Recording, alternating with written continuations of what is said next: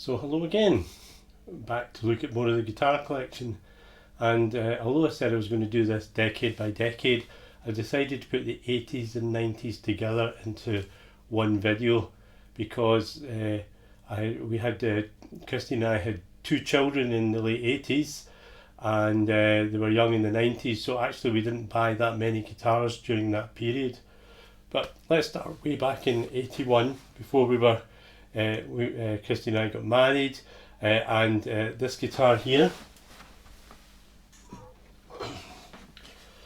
Now this guitar is labelled Country as the brand name, and it's a 335 copy, and it's a lovely guitar.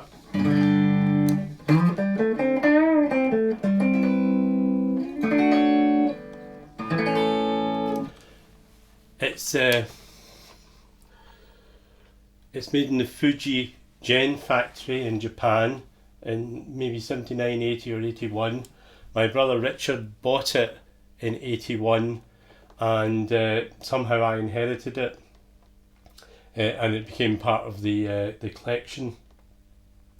It's a beautiful guitar, very thin neck, got a brass nut on it. All of it is really good quality. I remember at this point, or shortly after this, the Fuji Gen factory would be used to make the Japanese Fender guitars, so they knew what they were doing. Tobacco Sunburst, a couple of lovely humbucker pickups in it, three-way switch, volume for each, tone for each pickup, nice machine heads, not sure what make, but they work very well. So this is a beautiful guitar. I don't think I've ever played this guitar live, although I have used it on recordings. Okay, moving on. So in the late 80s, so quite a gap between buying guitars, in the late 80s Christine and I went out to work in Saudi Arabia, and before I went, because I went 4 months ahead of Christine, I thought I would get a guitar I could take with me, so I bought this Casio guitar. I think the brand, the model number is DG20, and what was nice about this was it's got a MIDI output on it, so it could also control a keyboard, although this is before the MIDI was standardised. It has things in it like drums.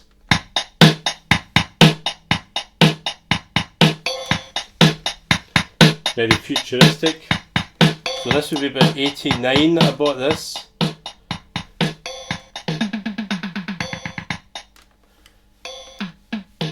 And of course, as well as the built-in drums, it's got various guitar sounds. It works by you trigger the note to play by hitting the string, but the string's not tuned. So actually, it's where you press on the neck that determines what note that string will play.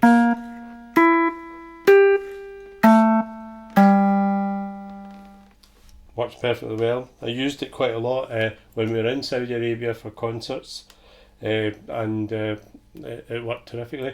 I also took my Ovation out to Saudi Arabia as well, and of course I couldn't resist when I was out there actually purchasing another guitar. But before I get to that, I left the guitars I did own at that point with the drummer in the band that we played with in the 70s and in the 80s as well, Paul Cascarino, and he added this particular guitar. Paul was left-handed and he learnt to play the guitar right-handed upside down. That is, he played it left-handed but he turned a right-handed guitar upside down. So he eventually got himself a left-handed guitar. This one is strung for left-handed, but he found that he couldn't play it. I can barely play it because it is strung left-handed. This then was added to my collection that he was looking after while I was abroad.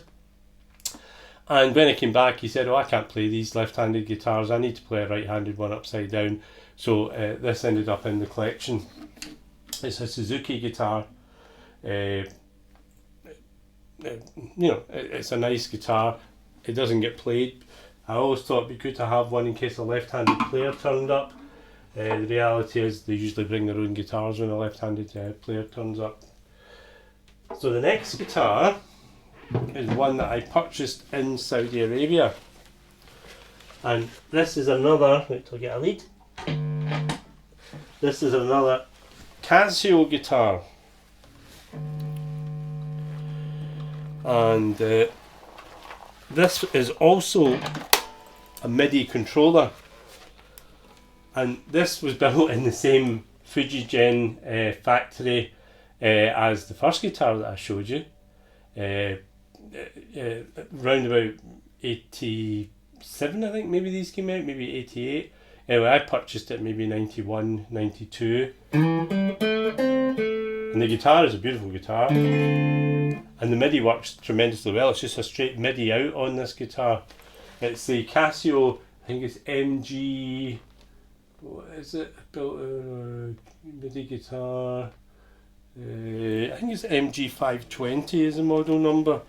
Although I'm struggling to see what it is. Oh, here we go. MG510. It's the MG510.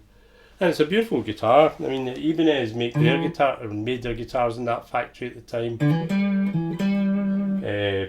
And as I said before, Fender. So, beauty. And I've used this many times. Again, when we were out in Saudi Arabia, surprisingly, we did many concerts in the various different housing areas that Western people were out in Saudi Arabia. Interestingly, also, I went out there taking a guitar with me because I thought you wouldn't be able to purchase a guitar out in Saudi Arabia. So when we arrived in Jeddah in 1990, I thought that there probably wouldn't be very many music shops or anything like that. In fact, it was a much more modern city than Glasgow that we'd left. Plenty of big shopping centres, music shops, and of course a full range of guitars that were able to be purchased.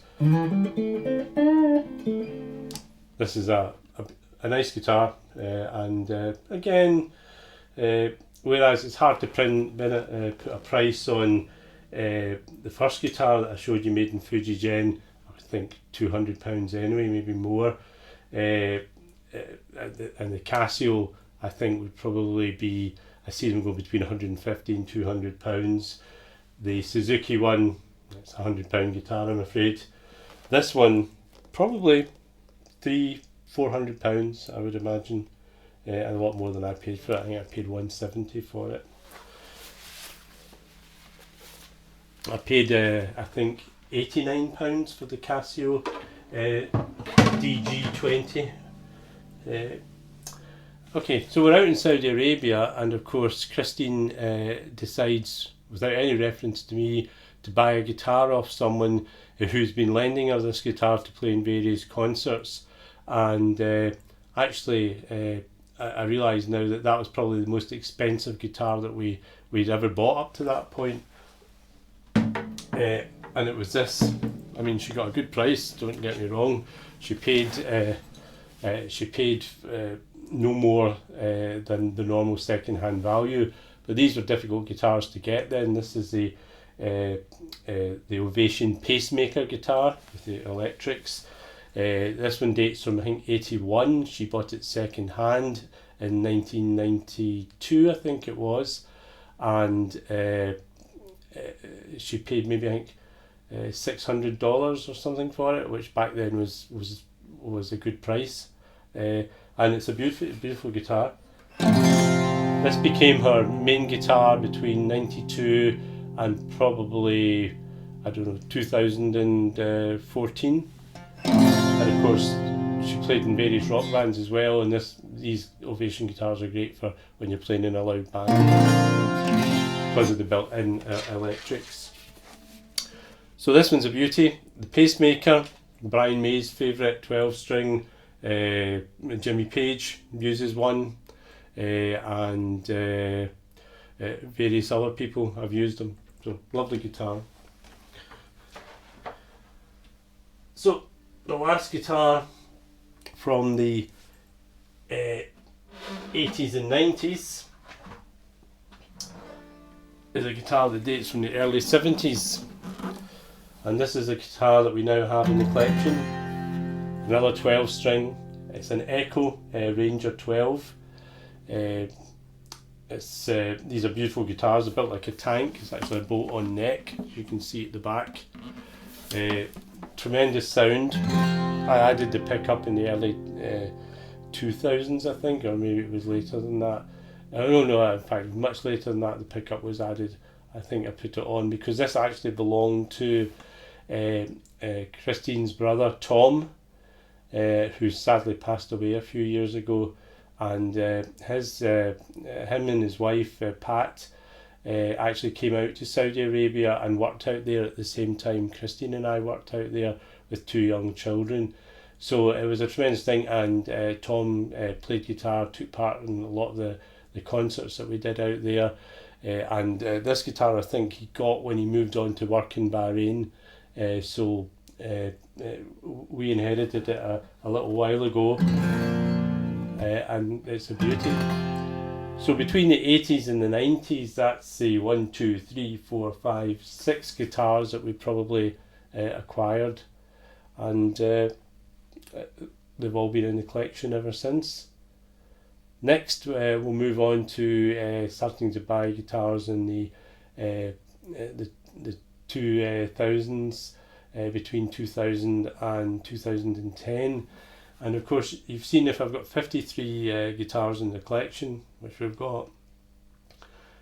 We haven't actually shown very many so far. I think it was 7 or 8 in the last video, and again another 6 in this video. So there's a lot of guitars. In the last 20 years we have bought a lot of good guitars, and a lot of interesting ones. So we'll see you in the next video.